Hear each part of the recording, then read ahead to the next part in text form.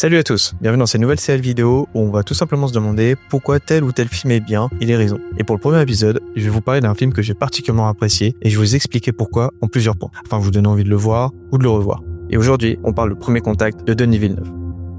Je tiens à dire avant de commencer que je me considère pas du tout comme un critique ciné, que j'ai pas l'impretension d'avoir le meilleur avis ou des analyses profondes. Voilà, je vais juste donner mon avis et faire des vidéos sans prétention. Mais revenons à la vidéo.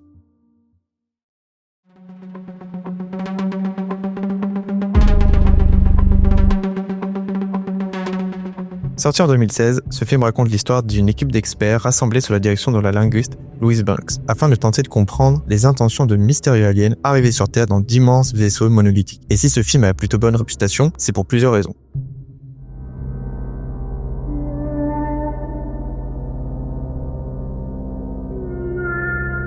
Ce film montre l'arrivée d'aliens sur Terre d'une manière assez peu vue au cinéma, où l'homme et la menace extraterrestre vont essayer de se comprendre au lieu de s'affronter. Le film prend le point de vue de Louise Banks, une brillante linguiste incarnée par Amy Adams, qui va utiliser ses connaissances pour communiquer avec les aliens. Elle sera épaulée par un physicien nommé Ian Donnelly, alias Jeremy Renner, et tout cela sera dirigé par le colonel Weber, joué par Forest Whitaker. Ce film montre la difficulté pour des individus différents de se comprendre lorsqu'ils ne parlent pas la même langue, encore plus quand leurs systèmes de langage sont différents. En effet, les aliens, qui ressemblent à des sortes de calamars que l'on appelle ici heptapodes, crachent une sorte de traînée noire faisant penser à de l'encre, formant des cercles différents les uns des autres pour communiquer. L'écart de compréhension entre les humains et les aliens est montré dans le film par une grande vitre remplie de fumée, qui est l'une des idées visuelles les plus intéressantes du film, symbolisant l'immense écart de compréhension entre les deux espèces. L'incapacité à se voir clairement, à se comprendre directement, renforce l'intention et la confort. L'une des scènes les plus marquantes d'ailleurs est lorsque Louise va permettre un début de communication avec les aliens, en sortant de sa combinaison et en posant sa main contre la vitre, montrant qu'avant d'essayer de se comprendre, une confiance doit s'installer. Le choix du point de vue de Louise est compréhensible. En tant que linguiste, elle représente une humanité capable de réflexion et d'analyse. Elle est humaine, vulnérable,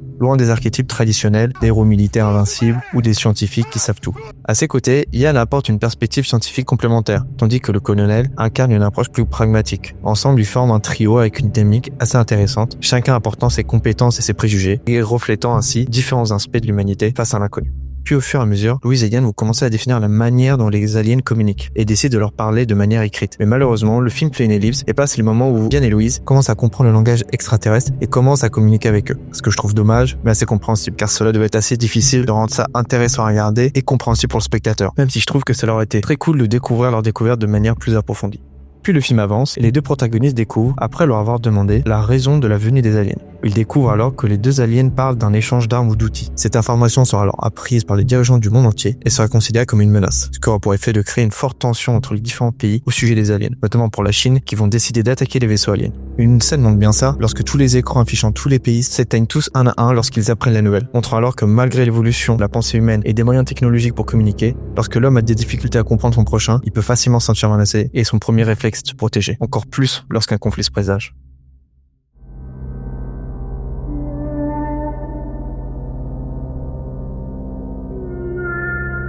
L'un des éléments marquants du long métrage est l'originalité et le traitement réservé aux aliens. Contrairement à ce qu'on a l'habitude de voir, ces extraterrestres ne sont pas des aliens humanoïdes doués de paroles et parlant la même langue que nous, comme ce que l'on peut trouver dans Star Wars ou les Gardiens de la Galaxie par exemple. J'ai développé l'aptitude de rester si incroyablement immobile que j'en deviens pratiquement invisible. Regarde. Ce sont, comme j'ai dit précédemment, des sortes de calamars n'ayant absolument rien en commun avec nous. Ils ne disposent pas de yeux pour voir ou de bouche pour parler, ni même de bras ou d'oreilles pour entendre. Le fait que ces aliens aient un tel physique accentue encore plus la différence entre les humains et eux, car ne possédant rien en commun avec nous. Leur apparence non conventionnelle joue sur nos instincts primaires. Ces créatures silencieuses sont à la fois fascinantes et terrifiantes, renforçant un sentiment de malaise. Le fait qu'elles se déplacent à peine, qu'elles restent cachées derrière une vitre dans la brume, ajoute une couche de mystère qui stimule l'imagination et nos craintes. Bien plus que s'ils étaient montrés directement dans leur ensemble. Ce que font généralement les films où les aliens sont une menace plus directe de par leurs actions. Et comme dit précédemment, toutes ces différences physiques permettent de mettre en avant les thèmes les plus importants du film, à savoir la communication, le langage, mais aussi l'empathie. Car ces aliens ne sont finalement visibles à l'écran que pendant de courts instants. C'est plutôt la tension qui s'installe de plus en plus autour d'eux qui est montrée. La compréhension et la peur qu'ils engendrent sans le vouloir, de par le fait qu'ils ne puissent pas s'expliquer, mais aussi leur imposant vaisseau monolithique, posté aux quatre coins du monde, comme s'ils étaient placés à des points stratégiques en attente de lancer un assaut, suffisent à les rendre menaçants. En parlant des vaisseaux, leur design aussi perturbe par leur simplicité. Ils peuvent faire penser au monolithe de 2001 l'Odyssée de l'espace. Ces formes simples simple et épurée, dépourvue de détails, donnent au vaisseau une aura intemporelle et mystérieuse. L'idée, je pense, était de souligner leur étrangeté et leur supériorité technologique, sans pour autant être constituée d'armes surpuissantes. Mais une influence aussi plus concrète que j'ai pu trouver semble être les sculptures de l'artiste britannique Anish Kapoor, connu pour ses œuvres aux surfaces lisses et réfléchissantes, ainsi que ses formes minimalistes et imposantes.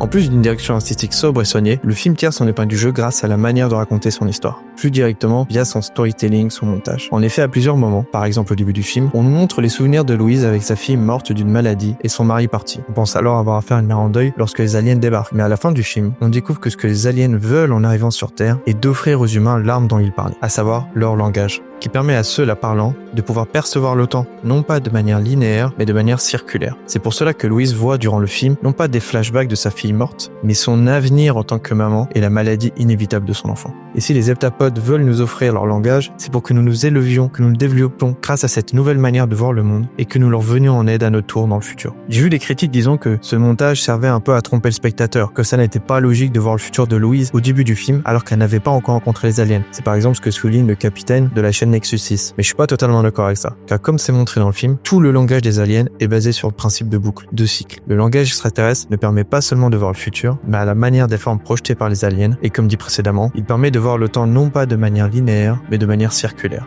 Comme le film montre le point de vue de Louise sur ce qu'il se passe, on rentre alors dans son esprit. La voix off accentue cette impression d'être dans ses pensées et le fait qu'elle se parle à elle-même. Et le montage du film montre le pouvoir des aliens et la manière dont Louise perçoit le temps et le monde qui l'entoure. Cela transforme alors totalement notre vision du film, où sa manière de raconter son histoire se démarque des autres. Il devient alors ce genre de film qui nous marque par sa manière de raconter son histoire grâce à son montage. Denis Villeneuve se sert alors de son média pour raconter son histoire d'une manière unique et originale. Un peu comme Memento que j'ai vu peu de temps après avoir vu ce film. Un thriller où un homme amnésique enquête sur le meurtrier de sa femme. Et ce film a la particularité de montrer les différentes scènes dans le sens inverse de ce qu'elles devraient être. Le montage de ces films devient alors l'un des éléments les plus importants de ses œuvres et permet de transformer une histoire assez classique en quelque chose d'impactant, les rendant encore plus intéressantes à regarder et à découvrir. Le storytelling et le montage de ces films devient alors l'un des éléments les plus importants et permet de transformer une histoire, somme toute assez classique, en quelque chose d'impactant. Ce film, pour moi, est un des meilleurs qu'il peut faire Denis Villeneuve. On ressent là tout son rythme lent afin d'installer une tension et son côté perfectionniste à chaque plan. Il permet à travers son long-métrage de faire passer des messages clairs, comme l'importance du langage, aussi d'autres plus discrets, comme le besoin d'amour de l'homme avec Louise qui, malgré le fait qu'elle voit l'enfant qu'elle n'a pas encore mourir, décide quand même de suivre son destin.